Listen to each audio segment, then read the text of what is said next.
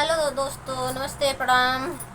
और मैं सुमन गौतम नेहा गौतम अपने यूट्यूब चैनल पर आप सबको स्वागत करते हैं। और हम एक छोटा सा विवाह गीत गाने जा रहे हैं। अगर आप सबको हमारा वीडियो अच्छा लगे तो लाइक कीजिए और हमारे चैनल को सब्सक्राइब कीजिए। कमेंट में बताना कि हमारा वीडियो कैसा है आप सबको। नदिया के तीरे तीरे हाकी दैगा बभाना, पुकारा दैगा बभाना।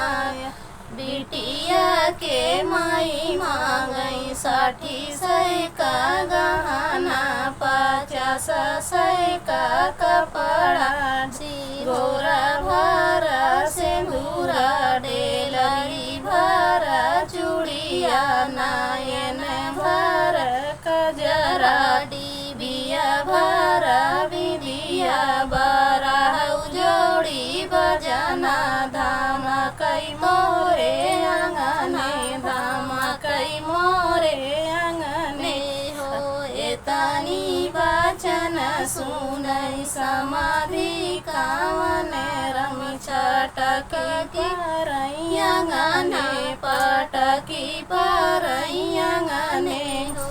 कहाँ मई मोरे समधिन 60 का गहना, 50 का कपड़ा, सिंदूरा भरा सिंदूरा, डेलरी भरा चूड़िया, नायन भरा कजरा, डिबिया भरा बिंदिया, बारह जोड़ी बजना, धमकई तोरे आंगने, धमकई तोरे आंगने हो।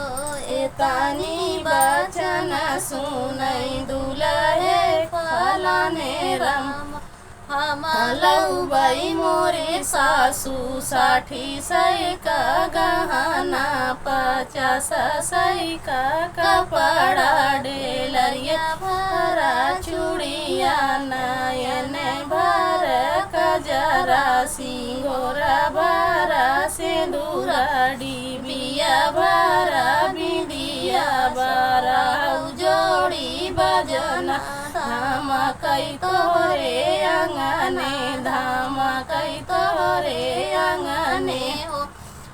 अगर हमारे वीडियो अच्छे लगे आप सबको तो कमेंट में ज़रूर बताना हमारे वीडियो कैसा है। प्लीज़।